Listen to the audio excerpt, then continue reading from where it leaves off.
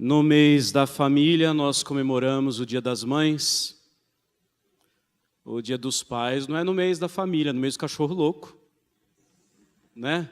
Pelo menos eu ouvi isso quando era criança e achei que não fazia muito sentido. Mas meu pai também nasceu em agosto, então melhorou um pouquinho.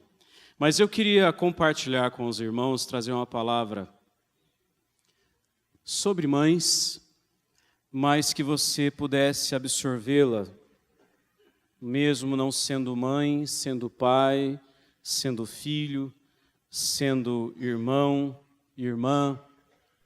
Mas o alvo para nós nessa noite, e eu quero falar um pouquinho sobre mãe, sobre ser mãe, sobre algumas lições que nós podemos aprender com essa mãe, uma mãe muito especial, uma mãe que tem muito para nos ensinar.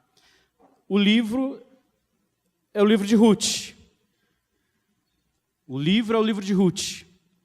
Nós vamos ler o livro de Ruth. Entretanto, eu quero destacar a sogra de Ruth. A lição para nós é sobre a sogra. Não sei se você já viu uma pesquisa aí que diz que metade das sogras são muito boas. A da Renata era ótima. A outra metade. Sogra é uma coisa muito boa, porque é a mãe daquela ou daquele que nós tanto amamos e constituímos família. Na história dessa mãe diferente, dessa mãe que teve as suas lutas, as suas dores, eu queria tirar algumas lições para nós. Então, Ruth, logo no capítulo 1, versículo 1 ao versículo 16, eu vou fazer a leitura que gostaria que você acompanhasse a leitura. Ruth 1, de 1 a 16. Nos dias em que julgavam os juízes, houve fome na terra, e um homem de Belém de Judá saiu a habitar na terra de Moabe, com sua mulher e seus 2 filhos. Este homem se chamava Elimeleque, e sua mulher Noemi. Os filhos se chamavam Malom e Quilion. Efrateus de Belém de Judá vieram à terra de Moabe e ficaram ali. Morreu Elimeleque, marido de Noemi, e ficou ela com seus 2 filhos, os quais casaram com mulheres moabitas. Era o nome de uma Orfa e o nome da outra Ruth, e ficaram ali quase 10 anos. Morreram também ambos, Malom e Quilion, ficando assim a mulher desamparada de seus 2 filhos e de seu marido.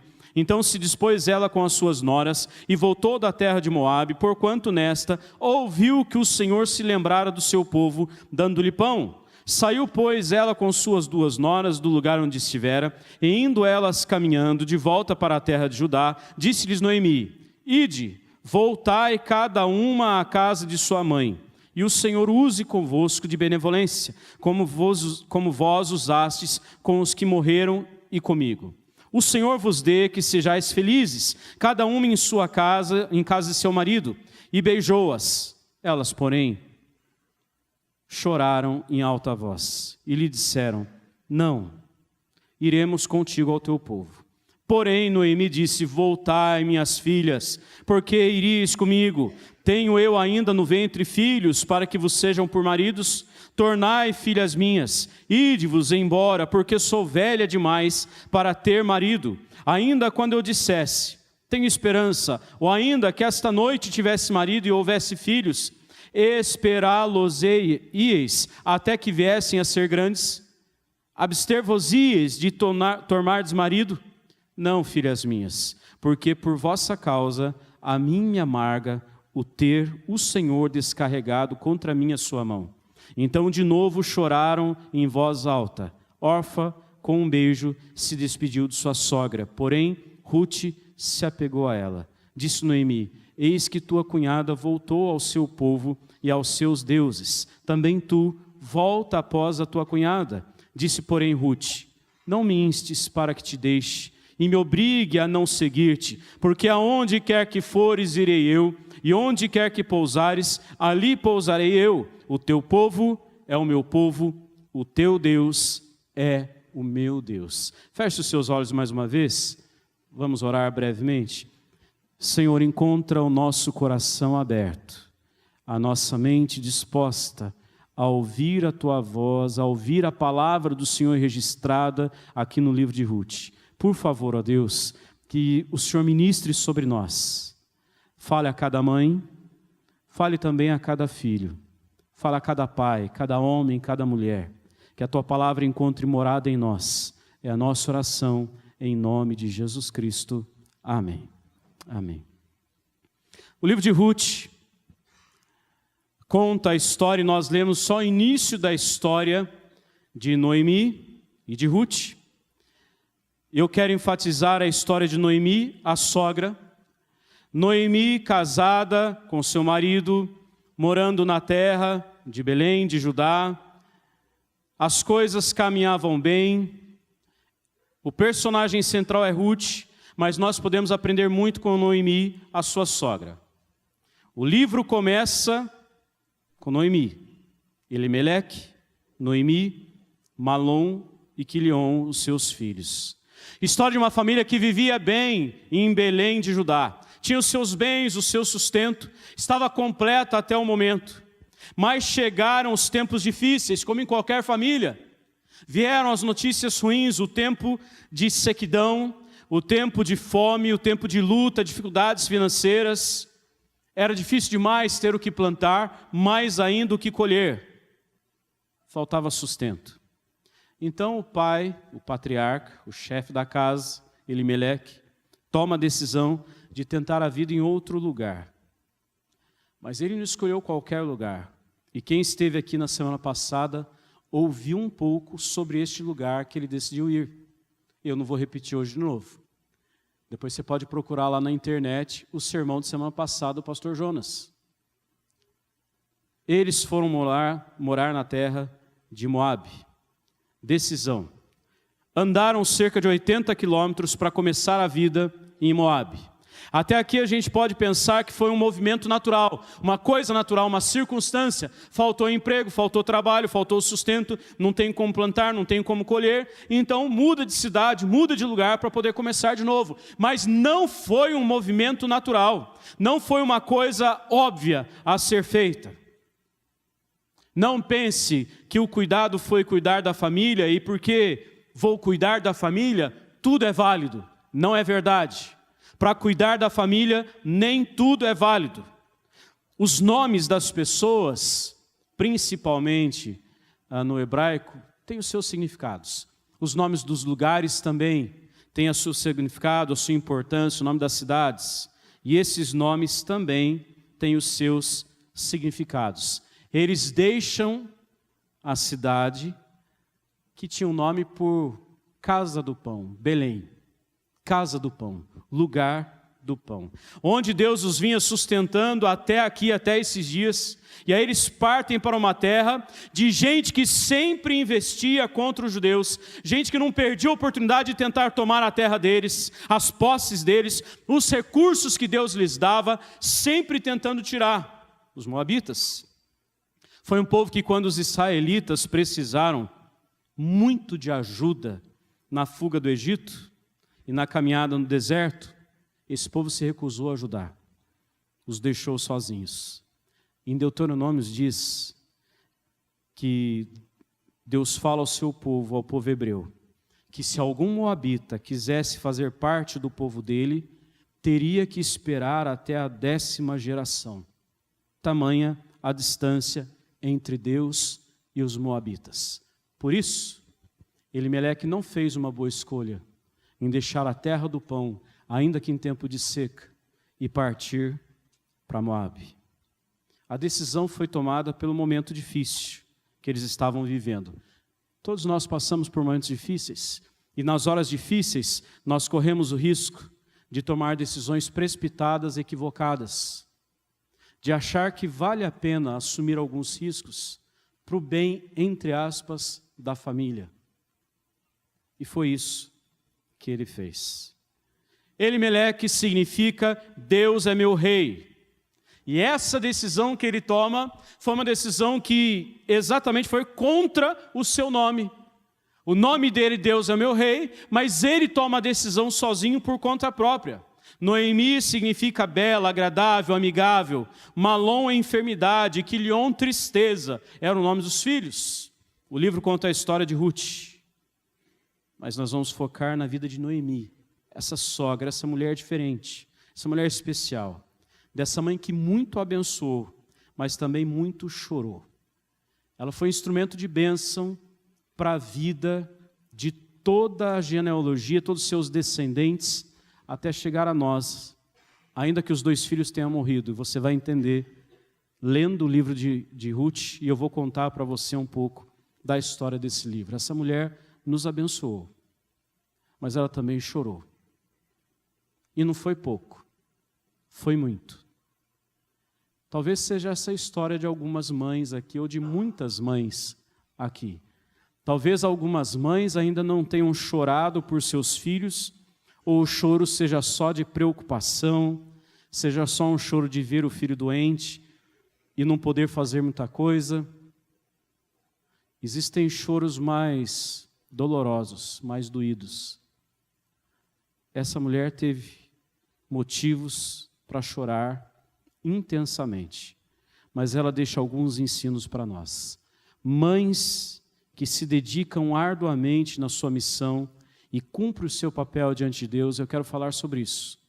Mães que se dedicam arduamente na sua missão e cumprem o seu papel diante de Deus, são mães que também passam por sofrimentos e dor. Mulheres cheias de Deus, mulheres tementes, mulheres quebrantadas, mulheres que vivem aos pés de Jesus e ainda assim passam por grandes lutas dentro de casa, passam por dificuldades. E quando eu digo isso, eu não digo apenas em ver filhos longe de Deus, longe dos caminhos, mas passam por dificuldades naturais que todos nós passamos.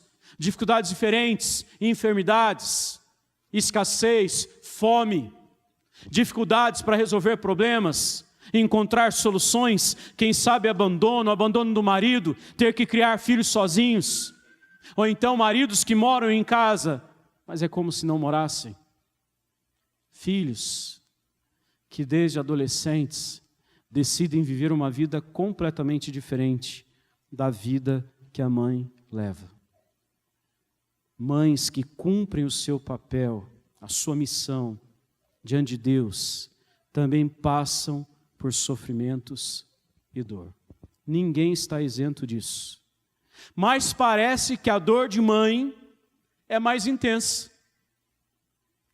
Os filhos poderiam responder para mim agora, não parece que dor de mãe é mais intensa? Não parece que mãe sente mais a dor do que a gente? Parece que ela sofre mais do que a gente? Parece que ela hiperboliza toda a dor, toda a preocupação. Qualquer preocupação pequena fica enorme quando diz respeito à mãe. Eu não sei se é porque elas são mais intensas, ou se porque elas são mais sensíveis, ou porque se dedicam mais na criação dos filhos, ou se foi Deus mesmo quem permitiu esse elo tão profundo. Mas o fato é que a dor de mãe é diferente.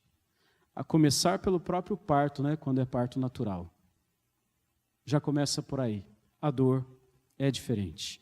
Noemi, ela sofreu a dor da escassez, passou necessidades, faltou a fonte de renda em Belém, e ela tinha que aproveitar, que acompanhar o marido. O marido decidiu ir para Moabe, então ela teve que ir. Foi junto, ela precisava acompanhar. O marido era um homem de Deus, presta atenção, o marido era um homem de Deus, mas tomou uma decisão equivocada. Aquele que tinha por nome Deus é meu rei, tomou uma decisão por conta própria. A dor da escassez passou, mas vieram outras dores. Já não passava mais necessidade, não passava fome, mas outras dores chegaram, bateram à sua porta e entraram dentro da sua casa. O marido morre, pouco tempo depois de chegar em Moabe. A questão financeira estava resolvida. Os filhos estavam criados. Mas aí chega mais uma notícia muito triste. Não há como encarar isso de uma forma natural. O marido morreu e ela fica com os filhos. A história não acaba, ela continua. Os filhos se casam com mulheres moabitas. Talvez a tristeza da perda do marido tivesse sido amenizada com a alegria de ver os filhos seguindo a vida. Quem sabe no sonho, de tornar-se avó. Uma nova história começa, um novo tempo, novas expectativas, novos projetos.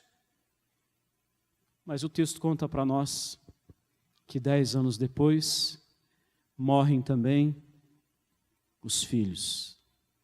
Aqueles que cuidariam dela, aqueles que a sustentariam, aqueles que seriam companhia para todos os dias. Vale sempre lembrar que a mulher ela não tinha plano de previdência, não tinha aposentadoria, não tinha direito a trabalho, não tinha direito à terra, e ela ainda estava longe da sua terra, do seu lugar, completamente sozinha, completamente abandonada. Será? Não. Essa foi a sensação que ela teve, mas ela não esteve completamente abandonada. Agora Noemi estava nessa terra estranha, no meio de um povo que não era chegado dos judeus, sem o seu marido, sem seus 2 filhos, e fica com 2 noras novas. Nesse contexto todo, irmãos, o que 3 mulheres poderiam fazer, 3 viúvas, se não poderiam trabalhar, não poderiam levantar sustento e não tinham previdência para cuidar delas? Como sobreviver numa cultura onde a mulher não podia trabalhar e sempre dependia da figura masculina, quer o marido, quer pai ou quer filhos? Sempre. O que restava para mulheres nessa condição? E longe da sua terra, era só a vida de prostituição. Você está entendendo o que eu estou falando? O que restava para essa mulher, para essas mulheres, era a vida de prostituição. Mães que se dedicam arduamente em sua missão e cumprem o seu papel diante de Deus, também passam por sofrimentos e dor. Por mais temente que você seja, mulher de Deus, você não precisa perguntar, mas Senhor, por quê? Você não precisa perguntar, porque todos nós, homens e mulheres, novos e velhos, passamos por dores, por períodos difíceis, por frustração, por respostas negativas, porque Deus trabalha em nós em meio à dor. É na dor que Deus corta algumas coisas de nós, para poder acrescentar coisas novas. Isso não é um processo muito natural, é dolorido. Tirar coisas para acrescentar coisas. Tirar uma parte da história para escrever uma nova história. Novos dias, um novo horizonte. Era necessário que esse homem morresse. Era necessário que os seus 2 filhos morressem. Tudo isso era necessário para chegar até onde chegou. Nessa circunstância, nós aprendemos a segunda lição com Noemi. Primeira, mulheres tementes a Deus, dedicadas, mulheres que cumprem a sua missão diante de Deus como mãe, também passam por dores, por sofrimentos. Mas Noemi, ela apresenta um segundo ponto para nós. São mulheres que mantêm o seu testemunho, o testemunho fiel ao Senhor, mesmo na hora das lutas. Um testemunho fiel, íntegro, reto. Mães que permanecem fiéis, mulheres que permanecem fiéis, apesar da dor. Com todos os detalhes do sofrimento e da dor dessa história, nós vamos encontrar a firmeza de Noemi. Interessante que não fala muito, mas nós encontramos a firmeza dela na vida da sua nora. Isso me chama a atenção. Chama demais a atenção. A firmeza dessa mulher aparece na vida da sua nora. A história é curta. Tem poucos versículos contando sobre Noemi. Mas diante dessa situação terrível em que ela se encontrava, ela vem e faz uma proposta para suas noras. Se você prestou atenção na leitura, você viu. Qual foi a proposta? Minhas filhas, vocês não estão debaixo da lei judaica. Então vocês não são obrigadas a esperar eu me casar de novo, ter filhos e esperar os filhos crescerem para vocês casarem com eles. Porque era isso que dizia a lei judaica. E ela diz, eu já sou velha, muito velha. E ainda que eu concebesse hoje, imagina vocês tendo que esperar esses meninos crescerem. São muitas dificuldades, são milagres demais, são impossibilidades demais. Então eu quero propor para vocês, voltem para a casa de vocês. Sigam outro rumo. Vocês são novas. Vocês são fortes. Vocês têm boa aparência, têm parentes aqui em Moabe. E podem se casar de novo, podem recomeçar a vida. Vocês podem ter outro marido, filhos, e verem a posteridade de vocês. Então voltem para a terra de vocês. Não me sigam. Não precisam esperar que venha de mim um novo marido para vocês, porque isso não vai acontecer. E aí, qual a resposta delas? As noras consideram a proposta. Dizem que vão ficar com ela.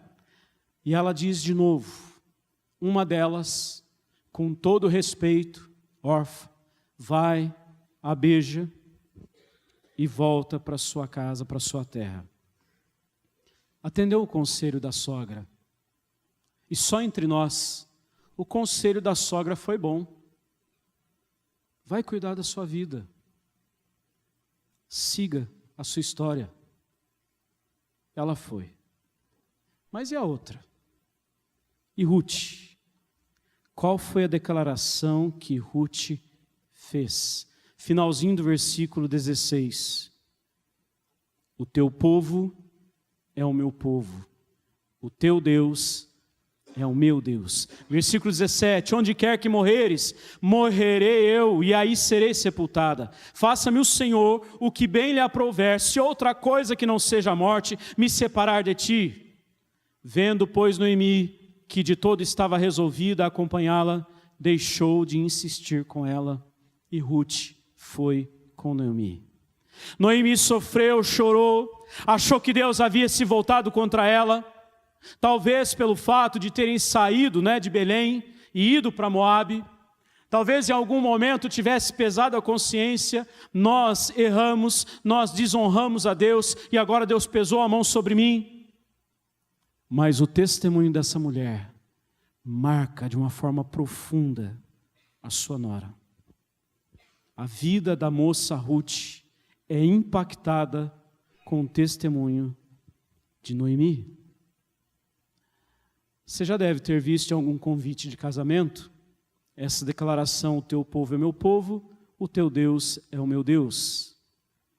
Onde quer que fores irei, e por aí vai. É interessante que às vezes eu já li em convite de casamento, mas essa é uma declaração de uma nora para uma sogra. Eu preciso aproveitar e dizer, que sogra foi essa mulher, que testemunho. O testemunho de santidade, de retidão, de vida íntima com o Senhor, deve ter chegado às suas noras, e é o testemunho de intimidade, de vida íntima com o Senhor, precisa chegar à vida dos seus filhos. Mães precisam impactar a vida dos filhos de uma forma espiritual, espiritualmente, transformar, marcar o caminho da história dos filhos de um jeito espiritual. Não existe melhor herança, melhor exemplo para dar do que a vida espiritual, vida de temor ao Senhor. Pastor Jonas lembrou da mãe dele, eu também lembrei da minha. A minha era interessante, chegar no final do dia, depois do trabalho, saía do trabalho, chegava em casa, ela sozinha, meu pai trabalhando, e quantas vezes eu encontrava a Bíblia dela aberta na mesa, todos os dias, um caderninho, anotação. Minha mãe era desafinada até para bater palma. Minha mãe não tinha jeito nenhum para música. Mas ela não abria a mão de cantar na hora do louvor e de tentar bater palma. Ela tentava, porque ela não conseguia, nunca no ritmo. Mas estava lá, sempre a Bíblia aberta e ela lendo. E algumas vezes ela era surpreendida, não via que a gente estava chegando e encontrava ela de cabeça baixa na mesa, clamando, todos os dias. Todos os dias. É muito bom lembrar disso. É bom demais lembrar e saber que tinha alguém, e o tempo em que ela teve de vida, ela semeou. Ela semeou. Muita coisa ela não pôde ver, e não faz a menor diferença, porque ela está na glória eterna. Ela está vendo coisa muito melhor do que o que nós vemos em vida. Mas ela pôde semear. Mães, pais, filhos, homens, mulheres, nós precisamos semear. Educação, tempo de lazer, boa alimentação, cuidado com as roupas, com o estudo, tudo isso é bom demais, é necessário, mas nada se compara ao testemunho de uma vida rendida aos pés do Senhor.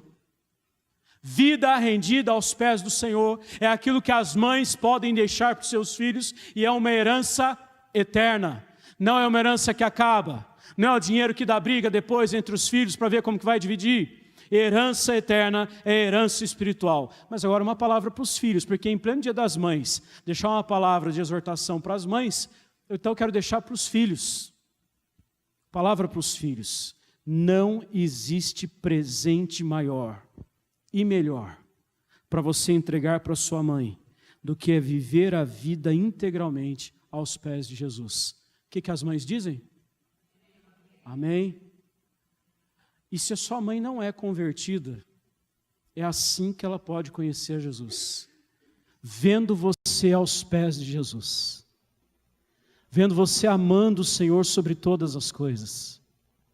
É assim que a sua mãe pode provar de Jesus. Vendo o seu testemunho, sua vida de fidelidade, de retidão, sua vida íntima com Deus. Ame a sua mãe, respeite a sua mãe, valorize, sirva, zele, obedeça, mas ame mais o Senhor. Ame mais o Senhor. Nós lemos isso hoje na liturgia. Amar a Deus sobre todas as coisas. Presente bom para as mães no Dia das Mães são filhos agarrados em Jesus. Filhos prostrados aos pés de Jesus. Esse é um presente que mãe nenhuma vai negar. Mãe nenhuma vai negar. E olha, até aquelas que não provaram ainda de Jesus vão reconhecer que esse é um grande presente. Filhos prostrados aos pés de Cristo.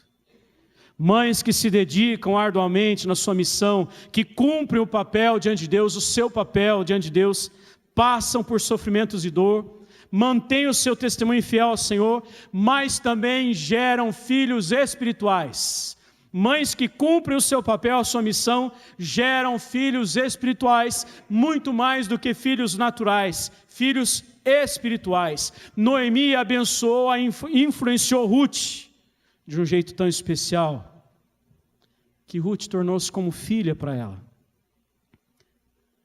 E Ruth olha para Noemi como mãe, como uma mãe. Que relação boa, né? Eu acho que é o testemunho da maioria de nós. Sogras que vale a pena. Ter uma sogra que você fala assim, olha que bênção é a minha sogra. Que coisa boa. Que coisa boa. Eu gosto demais da minha sogra. Demais. Muito mesmo. Ainda que nós sejamos muito diferentes. Como eu já disse, eu gosto demais dela, primeiro porque ela gerou a Renata. Mas eu gosto demais dela porque minha sogra aprendeu a viver uma vida séria com Deus. É uma pessoa temente ao Senhor. Alguém que tudo diz assim, vou orar por vocês, vou orar por isso. Tudo, em todo o tempo. Nossa intercessora, sempre. Por nós, nossos filhos, netos dela, mas nossa intercessora. Noemi deixou esse testemunho, esse legado. Ruth adota Noemi como sua mãe e ela paga o preço por isso, ela honra e ela corre atrás do sustento. Elas voltam para Belém, chegam lá, o tempo já era outro, novos tempos, a terra já havia produzido, já tinha voltado a produzir. Noemi, ela chega a recusar o seu nome. Ela que tinha um nome de agradável, amável, ela disse que o nome que combinava com ela agora era Mara, uma mulher amarga.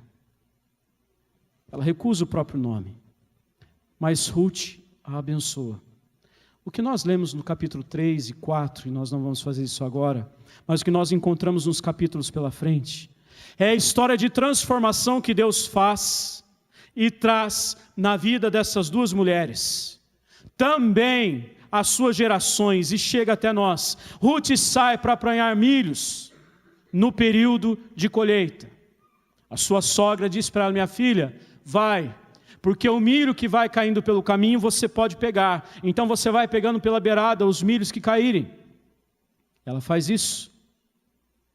Isso revela que a terra tinha voltado a produzir.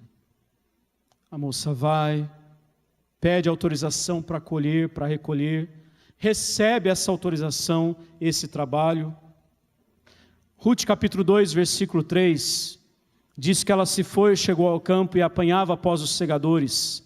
Por casualidade, entrou na parte que pertencia a Boaz, o qual era da família de Elimeleque. Opa, tem uma informação importante aqui, eu queria que você prestasse atenção.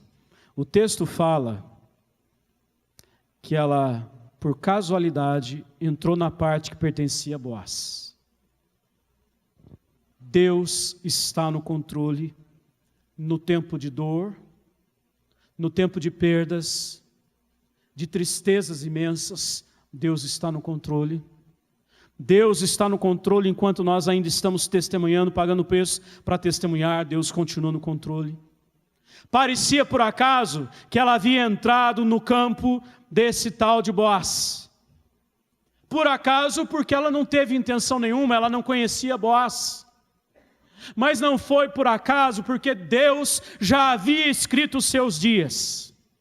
Ela não conhecia o dono do campo, mas ela foi exatamente no campo que pertencia a um dos parentes de Elimeleque, o seu sogro falecido. Ela vai exatamente nesse lugar. E agora uma explicação, você precisa prestar atenção para entender o que isso significa. Naquele tempo, quando a mulher ficava viúva e sem filhos, algum parente do marido precisava casar-se com a mulher.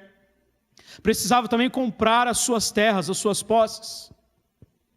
Ruth tinha terra, porque era de Elimeleque, era da sua descendência, da sua geração.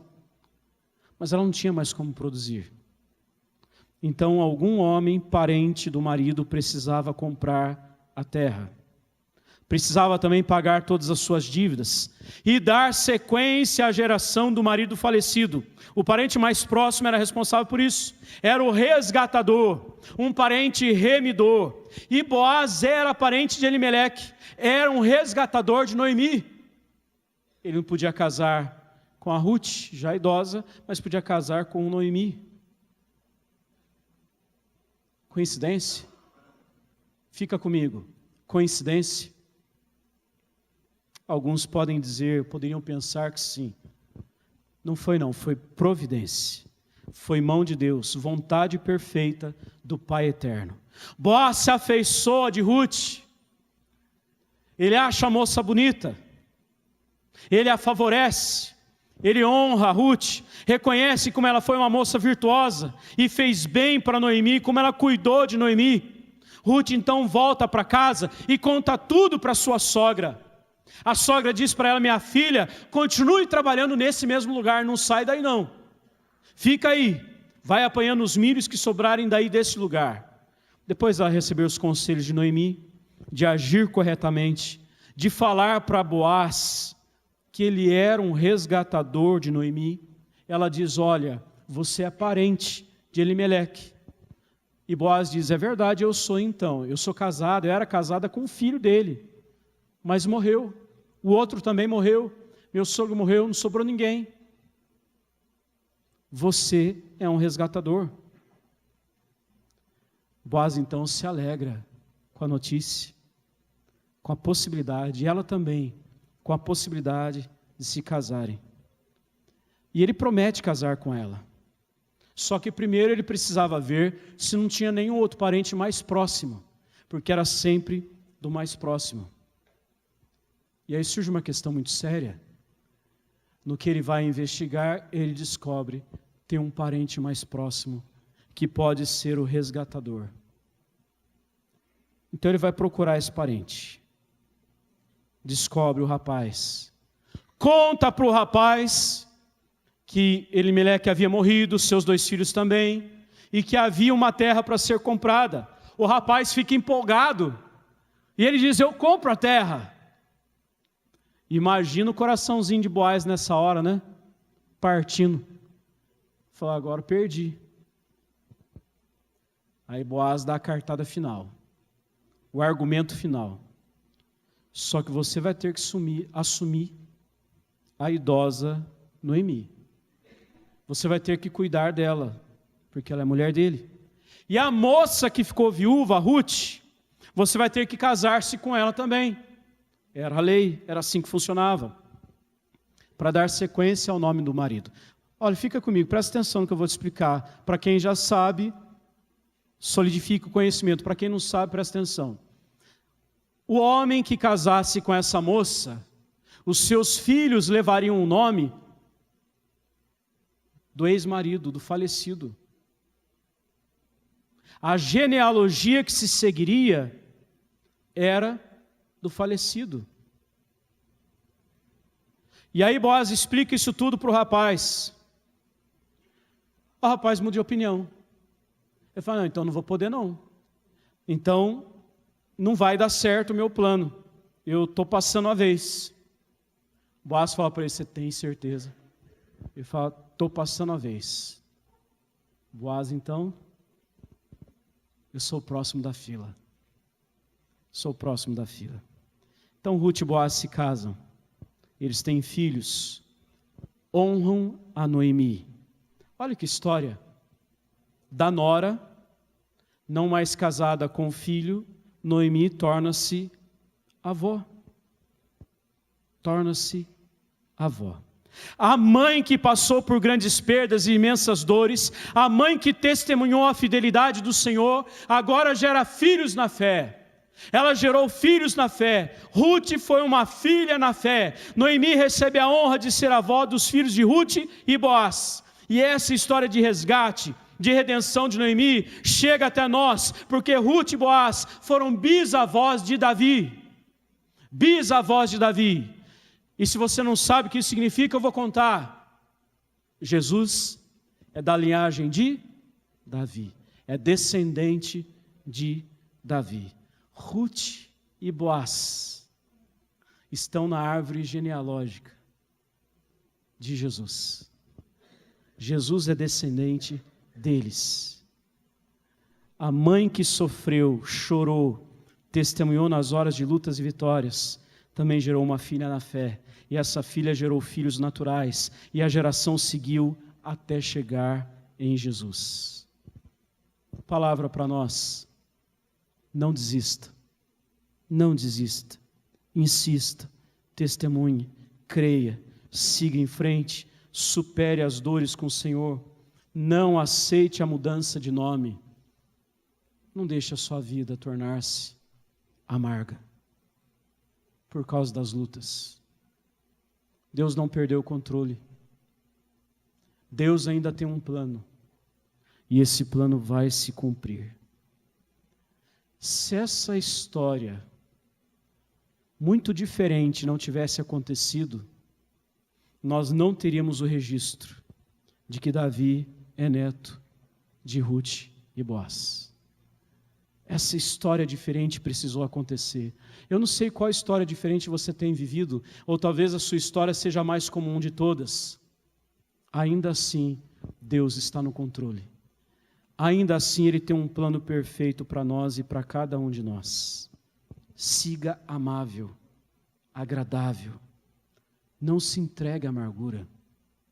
Não deixe a sua vida azedar. Não deixe a sua alma azedar. Por causa de ninguém. Muito menos por causa do Senhor. Deus tem milagres para fazer. E o que Ele faz na vida de Noemi é um milagre. Através de Ruth. Filhos na fé.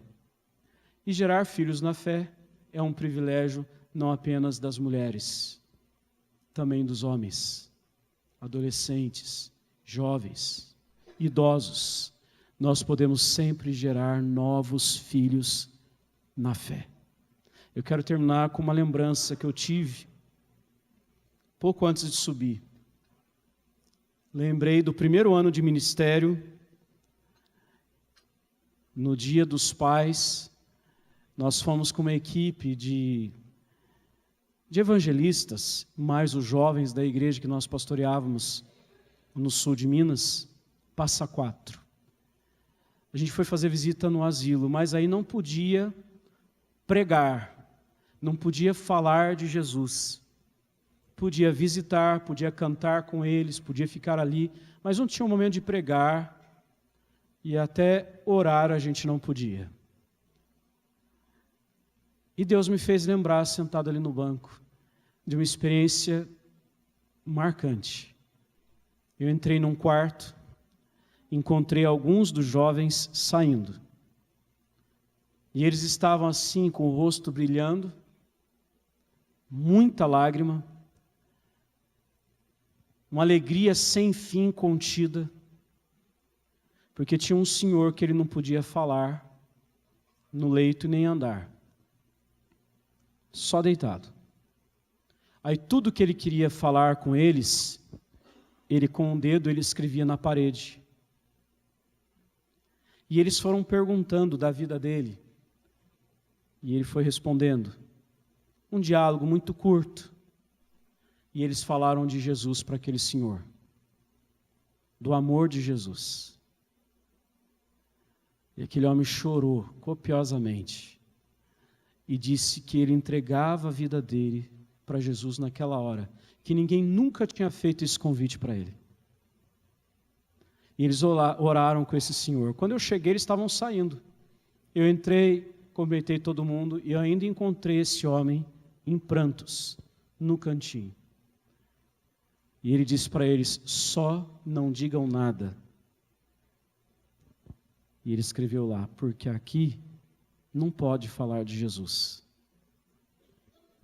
Nós saímos e na porta, do lado de fora, ali todo mundo orou, toda aquela moçada, todos os jovens, nós oramos e todo mundo chorou com essa história. Houveram outras, mas essa foi marcante demais. As coisas espirituais são assim. 2 jovens geraram um filho espiritual que já era idoso. Você pode ter essa experiência, gerar filhos espirituais, dar o seu testemunho, falar de Jesus, impactar vidas com a sua fé em Cristo Jesus. Mães que cumprem a sua missão, passam por dor e sofrimento, mas mantêm o seu testemunho fiel ao Senhor e geram filhos espirituais, mais do que filhos naturais, filhos espirituais. Feche seus olhos, vamos